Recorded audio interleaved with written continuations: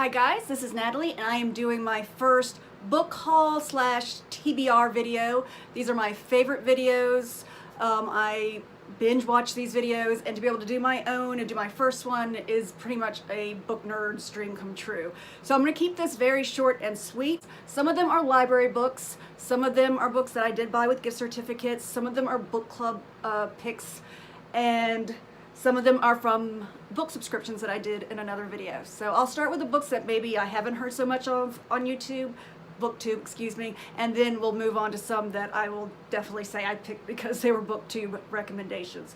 The first one is The Broken Girls by Simone St. James.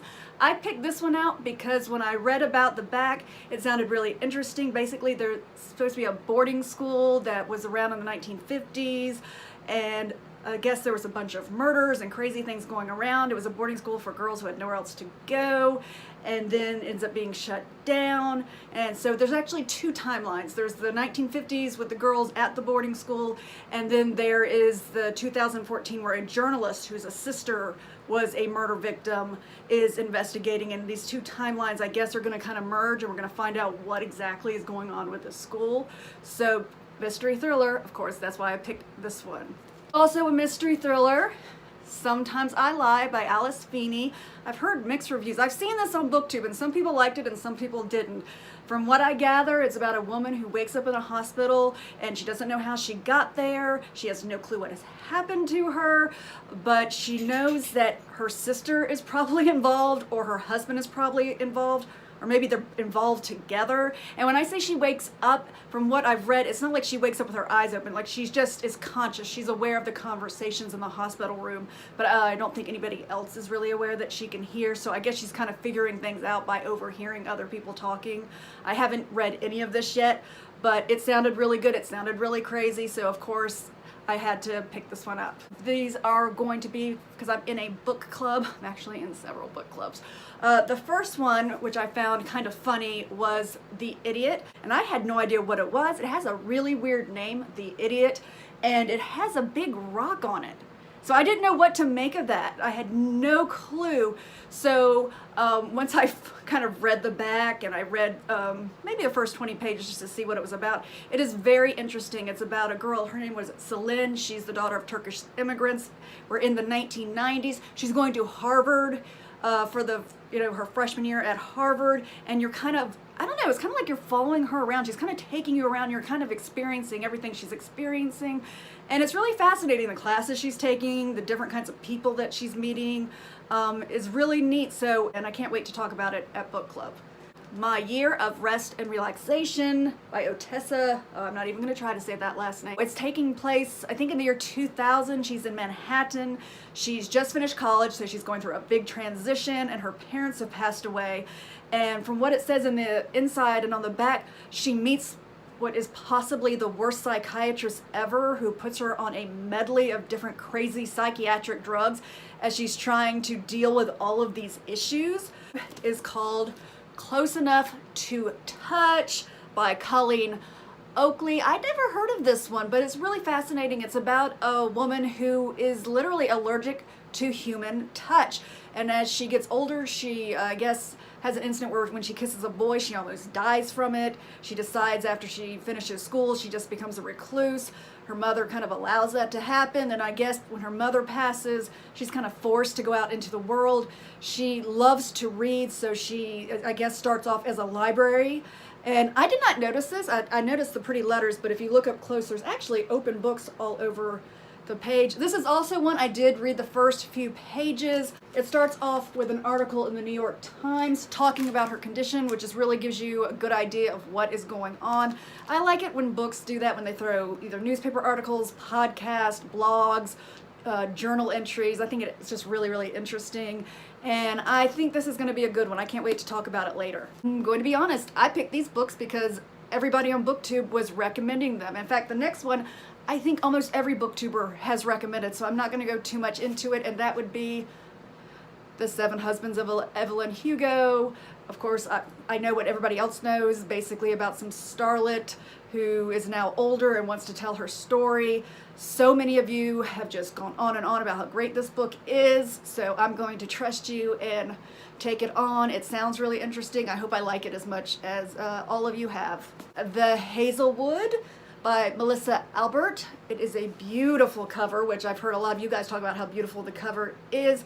I can't imagine that you haven't heard about it, but if you haven't, from what I've been told, I've seen other booktube videos, basically it's about a mother and daughter that have to move around a lot due to some unfortunate circumstances.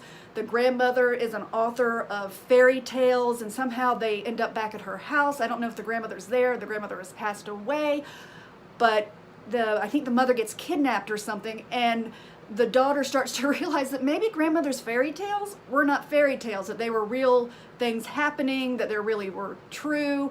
I've just heard so many wonderful things about this book, and it sounds like a really great story, so can't wait to get to this one. And I'm so glad that I actually got to buy this one because it does have a really pretty cover. Yes, I know you guys have heard about this book a million times. It's on every booktube. But I got the Children of Blood and Bone. So many of you guys have talked about how wonderful it is. I actually got to get a signed copy. Once again, I'm happy that I actually got to buy it so I could have the nice cover.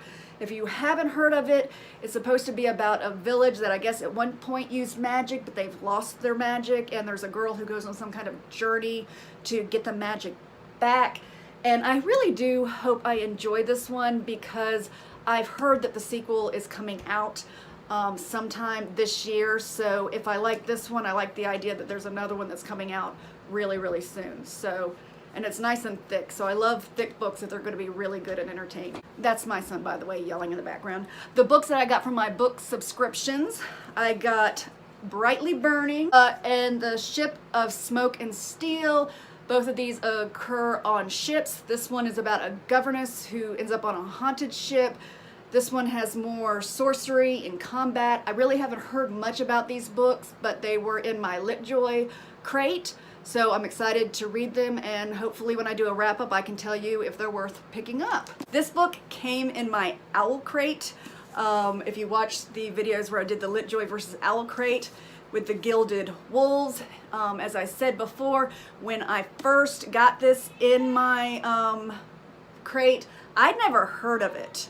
So I didn't really know what to think about it, but you can hear my son in the background. I have a son with autism, and sometimes when he's in a good mood, he kind of yells.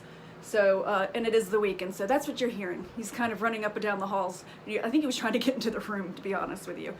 But anyway, so I didn't know anything about this, never heard about this, but since I've gotten this in, I've watched so many videos where people who have read it have absolutely loved it, about a bunch of different people who go on some kind of a heist in Paris to find some kind of magical artifacts. It's supposed to be a combination of different, somebody called them a different kind of nerds that, for different, you know, being experts at different things.